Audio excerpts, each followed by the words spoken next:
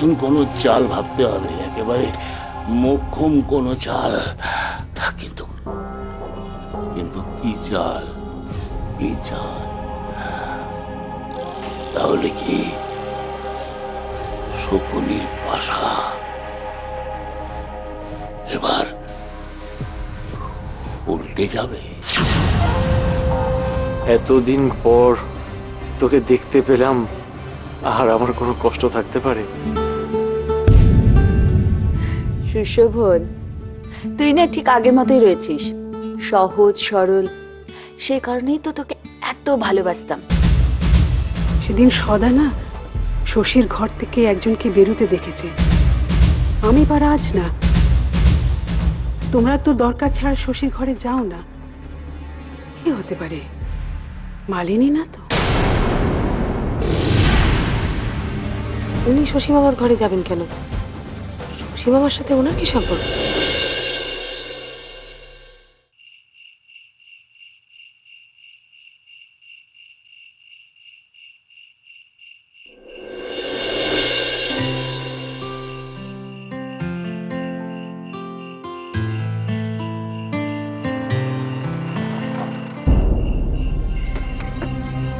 Rate কত? মানে মানে বুঝতে পারছো না? বলছি রেটটা কত? ঘন্টায় কত করে নিচ্ছ? কি আজেবাজে কথা বলছি? আপনি যা ভাবছেন আমি তা নই। তাই নাকি? সত্যি? এত রাতে রাস্তায় দাঁড়িয়ে সতীপনা দেখানো হচ্ছে? হ্যাঁ, আপনি একদম আজেবাজে কথা বলবেন না। যান এখান থেকে আপনি। যাবো তো, নিশ্চয়ই যাবো। তবে তোমার সাথে দরদস্তুর করে তোমার সঙ্গে নিয়ে যাব।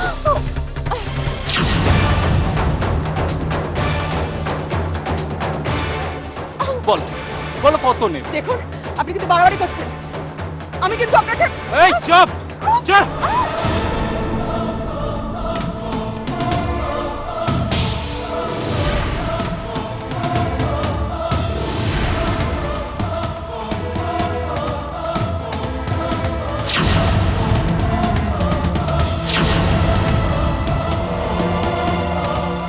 তো বেশি বাড়াবাড়ি করছো।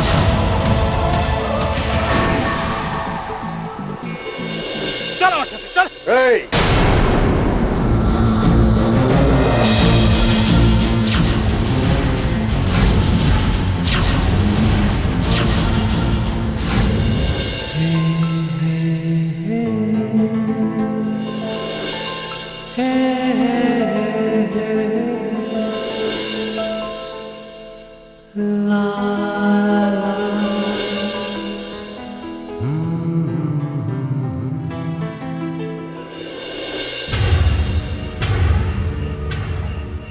নির্জন রাস্তায় এই মহিলার সঙ্গে আপনি জবরদস্তি করছেন কেন? তার আগে আপনি বলুন, আপনি আমার গায়ে হাত দিলেন কেন? এখনো হাত তুলিনি, কথা বললে হাত তুলবো। তাই নাকি গাড়িতে তুলছিলেন কেন? খুব যে দরদ দেখছি ওর জন্য। জানেন ও একটা কল গার্ল। Call girl? আপনি শিওর? হ্যাঁ আমি শিওর। নয়তো এই অন্ধকারে এই নির্জন রাস্তায় দাঁড়িয়ে থাকবে কেন?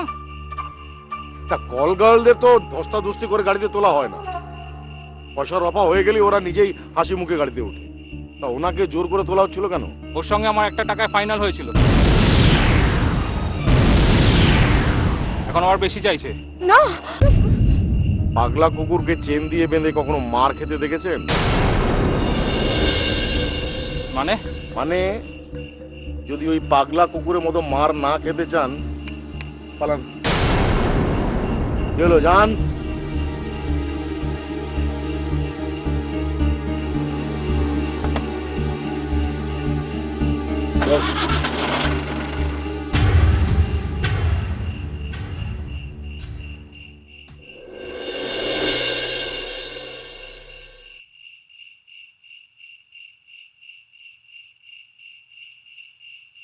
এই রাস্তায় এত রাতে আপনার দাঁড়ানো উচিত হয়নি।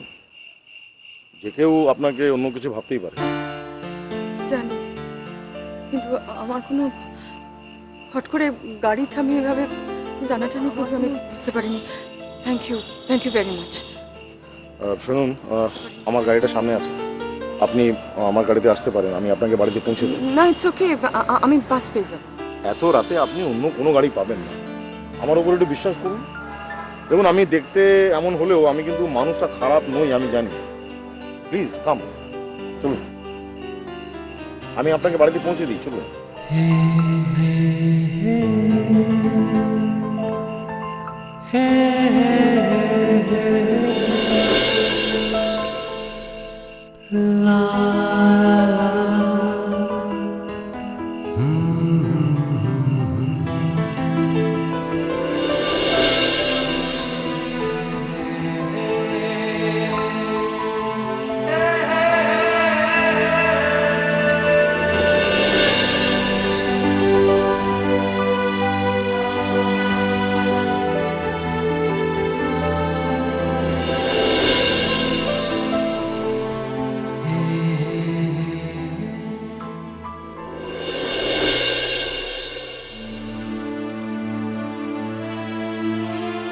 মা, আপনি আমায় ডাকছিলেন? হ্যাঁ, দেখো না, এত রাত হয়ে গেল, রাজ এখনো বাড়ি ফিরেনি। এখনো বাড়ি ফেরেনি রাজ? না, সেটাই তো বুঝতে পারছি না। সেই যে নার্সিংহোম যাওয়ার নাম করে বাড়ি থেকে বেরোলো, ওই এখনো তো ফিরলো না। দিদিও খুব দুশ্চিন্তা করছে, আর মোবাইলটাও বন্ধ করে রেখেছে। মোবাইলও বন্ধ? হ্যাঁ, কি হলো বলো তো, আমি কিছু বুঝতে পারছি না। মা, এত দুশ্চিন্তা করবেন না, এসে যাবে রাজ। কোথায় আবার যাবে? ঠিক চলে আসবে। আসলে সুশোভনের অ্যাক্সিডেন্টের পর থেকে ছেলেটা অনেক পাল্টে গেছে। আজকাল কখনো ওকে রাত করে বাড়ি ফিরতে দেখো? তা অবশ্য ঠিক, রাজ আজকাল উঠেই দেরি করে বাড়ি ফেরে না, আর সত্যি অনেক পাল্টে গেছে। আপনার বড় ছেলের সাথেও গিয়ে মাঝে মাঝে বসে আলোচনা করে সুশোভনের চিকিৎসা নিয়ে, আর দেবীকেও সবসময় সাহস দেয়, মনের জোর দেয়। সত্যি কথা বলতে কি মা, দোষ গুণ নিয়েই তো মানুষ। ও হয়তো মাঝে মাঝে রেগে যায়, চিৎকার চেঁচামেচি করে ফেলে, কিন্তু আমার কেন যেন মনে হয় ওর মধ্যে একটা ভালো মানুষ লুকিয়ে আছে, যে অন্যের জন্য ভাবে, অন্যের জন্য চিন্তা করে। তুমি রাজকে একদম ঠিক চিনেছো পাঞ্চালি। জানো, রাজ যখন ছোট ছিল, একবার দিদি খুব গুরুতর অসুস্থ হয়েছিল। তখন রাজ আমার কাছেই থাকতো। তখন আমি লক্ষ্য করে দেখেছি ছেলেটা খুব বদরাগী। কিন্তু একটা জিনিস জানো, ওকে যদি কিছু দেওয়া হতো না, ও সব সময় ওটাকে শক্তি আর বিবেকের সঙ্গে ভাগ করে নিত। আমি তখনই বুঝেছি ছেলেটা বদরাগী হতে পারে, কিন্তু মনের দিক থেকে বড্ড ভালো। কি জানেন মা, কিছু কিছু মানুষকে খুব সহজেই উত্তেজিত করে ফেলা যায়। তার কানের কাছে যদি সমানে কেউ বলতে থাকে যে এ বাড়িতে কেউ তোমাকে ভালোবাসে না, সবাই তোমায় ঠকাচ্ছে, কেউ তোমায় চায় না, কেউ তোমায় পছন্দ করে না, তার তো মনে হবেই যে এটাই হয়তো সত্যি। সত্যি হয়তো এ বাড়িতে কেউ আমায় ভালোবাসে না, সবাই আমায় ঠকাচ্ছে, কেউ চায় না আমার ভালো হোক। কিন্তু একবার যদি তাকে বোঝানো যায় যে না, ওটা সত্যি নয়, এবারে সবাই তোমাকে ভালোবাসে, সবাই তোমার ভালো চায়, সবাই তোমার কথা ভাবে, তাহলে কিন্তু তার মনটাও পাল্টে যায়। একটা গাছের গোড়ায় যদি দিনের পর দিন জল না দেওয়া হয়, তাহলে তো গাছটা মরে যায় মা। কি করে আশা করবেন আপনি যে গাছটাতে আবার নতুন করে পাতা গজাবে, ফুল হবে, ফল হবে? আমি তোমার কথা বুঝতে পারছি পাঞ্চালি, কিন্তু তুমিও তো বোঝো সবাইকে নিয়ে তো সংসার। আপনার বৌমা এত সহজে হেরে যাওয়ার পাত্রী নয় মা। যে ভালো, তাকে ভালো রাখার দায়িত্ব আমাদের সকলের। রাজ আমাদের চৌধুরী পরিবারের অহংকার, কেউ হাজার চেষ্টা করেও রাজকে খারাপ করতে পারবে না। আমার রাজকে নিয়ে কোনো চিন্তা নেই, ও ঠিক বাড়ি চলে আসবে, যতই রাত হোক না কেন। আমার চিন্তা শুধু দেবীকে নিয়ে। দেবীকে নিয়ে? কেন, কি করেছে দেবী? কিন্তু পাঞ্চালি, এতে দেবীর এত দুশ্চিন্তা করার কি হয়েছে আমার তো মাথায় আসছে না। যদি সুশোভন ওই পুলিশ অফিসারটাকে আগের থেকে চেনে, তাহলে তো ভালোই হলো, উনি আলো ভালো করে তদন্ত করতে পারবেন। সেটা তো আমি দেবীকে বলেছি মা, কিন্তু কি করা যাবে বলুন? মেয়েদের মন তো সিঁদুরে মেঘ দেখলেই ভয় পায়। কথাটা তুমি ঠিকই বলেছ, কিন্তু যাই বলো, আমার সুশোভনের উপর অগাধ বিশ্বাস। তা না হলে বলো না, এই 3 বছর পরে সুশোভনই তো দেবীকে খুঁজে পেল। আপনি একদম ঠিক বলেছেন মা। দেবী কিন্তু সুশোভনকে খুঁজে বার করেনি, সুশোভনই দেবীকে খুঁজে বার করেছে। আসলে আমি দেবীর ব্যাপারটাও বুঝি। সুশোভনকে হারিয়ে ফেলার পর থেকে ওর মনের মধ্যে সবসময় একটা ভয় কাজ করে যে আবার আবার কোনো কারণে ও সুশোভনকে হারিয়ে ফেলবে না তো। তবে মা, আমি কিন্তু দেবীকে বলেছি যে সত্যিকারের ভালোবাসা যদি তোদের দুজনের মধ্যে থাকে, ওই মোহিনী সান্যাল কেন পৃথিবীর কোনো শক্তিই তোদের আলাদা করতে পারবে না। একদম ঠিক। স্বামী স্ত্রীর সম্পর্ক এত ঠুনকো নাকি?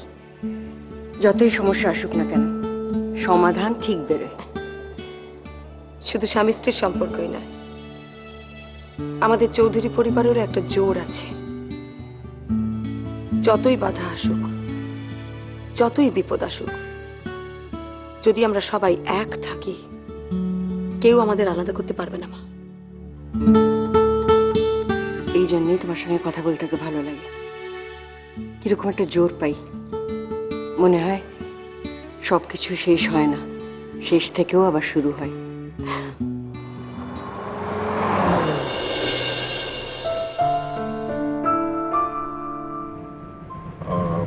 আপনাকে একটা কথা জিজ্ঞেস করবো, কিছু মনে করবেন না তো?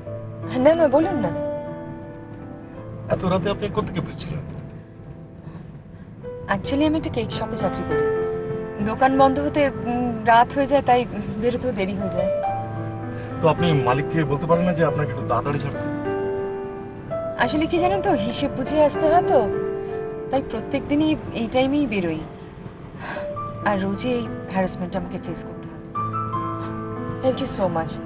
আপনি না আসলে আজকে যে কি হতো, আপনি আমাকে কষ্ট করে বাড়িতে ড্রপ করে দিতে চাইছেন। আরে না না, এতে কষ্টের কি আছে?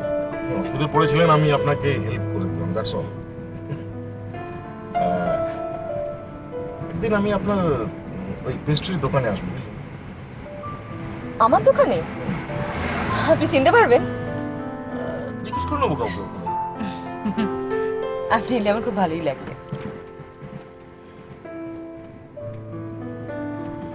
বাস এখানে? হ্যাঁ।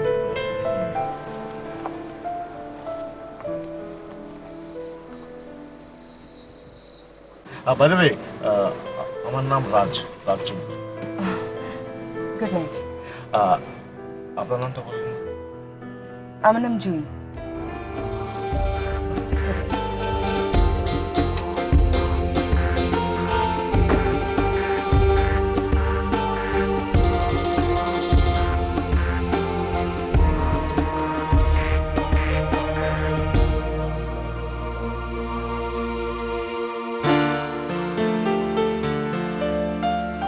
কেন রাতে খাবার আগে তোমার যে কেন চা খাওয়ার কথা মনে হয় কে জানে।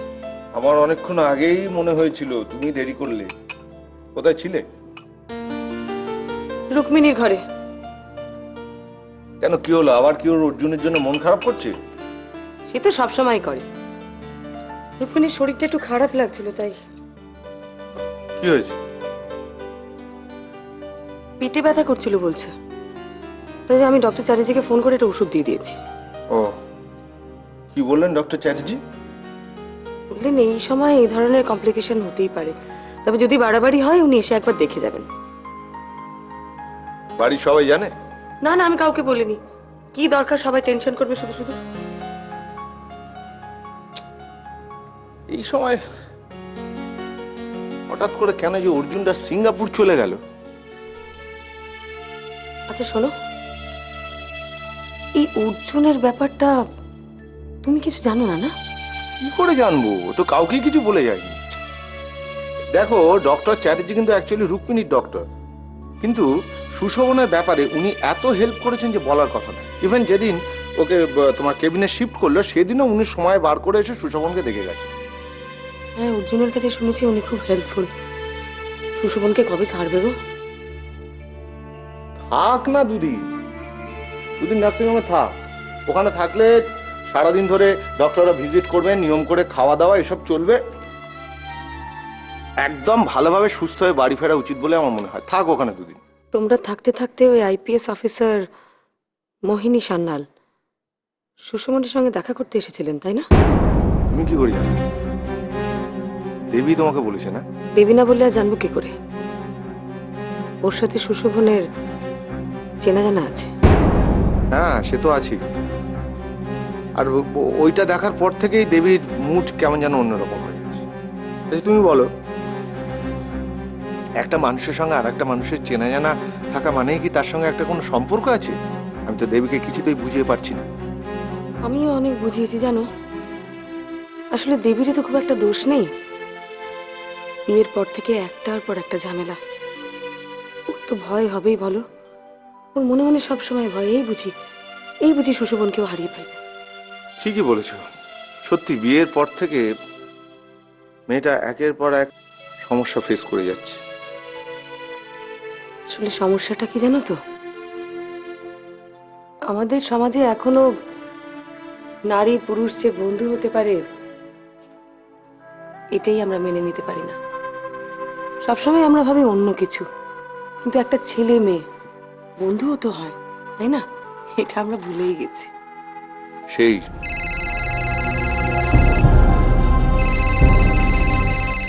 এত রাতে আবার কি ফোন করছো?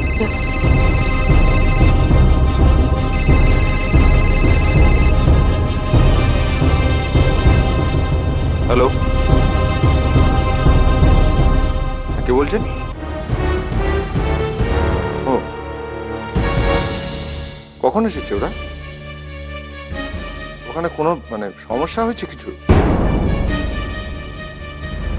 না না, আমাদের অবশ্যই ফোন করতে পারেন এবং যত রাত হোক ফোন করবেন এবং প্রয়োজন হলে আমাদের জানাবেন, আমরা সঙ্গে সঙ্গে ওখানে চলে যাব। ঠিক আছে। কি গো, কোথা থেকে ফোন করেছিল? নার্সিংহোম। কি বলছে? উইথ আর্মস, দুজন গার্ড, ওরা সুশোভনের কেবিনের বাইরে পাহারায় বসে। কেন? আমি কি করে বলবো? হয়তো ওদের কাছে কোনো রকম ইনফরমেশন আছে যে নার্সিংহোমের মধ্যে ঢুকেও সুশোভনকে মারার চেষ্টা হতে পারে, তাই ওরা কোনো রকম রিস্ক নেয়নি, আগে থেকে প্রোটেকশন দিচ্ছে। কি বলছো তুমি? সুশোভনকে নার্সিংহোমের মধ্যে ঢুকে মারার চেষ্টা চলছে? কেন হবে? মারার চেষ্টা কেন হবে? দেখো, পুলিশ হয়তো আরো ভালো প্রোটেকশনের জন্য দুটো গার্ড নার্সিংহোমে পাঠিয়ে দিয়েছে। এটা তো ওদের কাছে পরিষ্কার যে এই সুশোভনের এটা একটা নিছক অ্যাক্সিডেন্ট নয়, এটা ওকে মারারই চেষ্টা। আমার খুব ভয় করছে জানো তো। আমরা আমরা সত্যি সত্যি সুশোভনকে বাঁচিয়ে রাখতে পারবো তো? সামান্য ব্যাপারে কি সব আজে বাজে কথা বলছো? না গো, আমি ঠিকই বলছি। তুমি দেখো, 3 বছর আগে সুশোভনকে মারার চেষ্টা হয়েছিল। তারপর 3 বছর কোথায় ছিল সুশোভন আমরা কেউ জানি না। কিন্তু তারপর হঠাৎ সুশোভন ফিরে এলো, আমরা দেবীর সঙ্গে ওর বিয়ে দিলাম। কিন্তু কিন্তু বিয়ের পর থেকে কি অদ্ভুত ব্যাপার, ও কিরকম সব স্বপ্ন দেখতে শুরু করলো, আবার অসুস্থ, আবার নার্সিংহোমে ভর্তি, আবার ওকে মারবার চেষ্টা। আচ্ছা দেখো, এখন নয় পুলিশ ওকে প্রোটেকশন দিচ্ছে, কিন্তু সুস্থ হয়ে গিয়ে তো বাড়িতে ফিরে আসবে। তখন ওকে কে প্রোটেকশন দেবে? এইভাবে একটা মানুষ সারা জীবন বেঁচে থাকতে পারে? এটা তুমি ঠিকই বলেছো। কি হবে বলো তো সুশোভনের? তুমি একটা কাজ করো না, তুমি একবার ওই মোহিনী সান্যালের সঙ্গে গিয়ে দেখা করো। ওনাকে গিয়ে জিজ্ঞেস করো যে সুশোভনের কেসটা নিয়ে উনি কি ভাবছেন, উনি কি কাউকে সন্দেহ করছেন? এসব ব্যাপার নিয়ে কি উনি আমাদের সঙ্গে কথা বলবেন? আরে বাবা, কথা না বলুক, উনি আমাদের ভয়টা তো দূর করতে পারবেন। কি উদ্বিগ্নের মধ্যে আমাদের দিন কাটছে সেটা একবার ওনাকে জানানো দরকার। সেটা ঠিক। ঠিক আছে, আমি যত তাড়াতাড়ি সম্ভব ওনার সঙ্গে একটা অ্যাপয়েন্টমেন্ট নিয়ে ডিসকাস করে নিচ্ছি। তুমি যাও, আর দেরি করো না, জানো তো একবার ওনার সাথে কথা বললে হয়তো। কি যে করি না সত্যি। আমি যাই নিচে খাবারের ব্যবস্থা করি।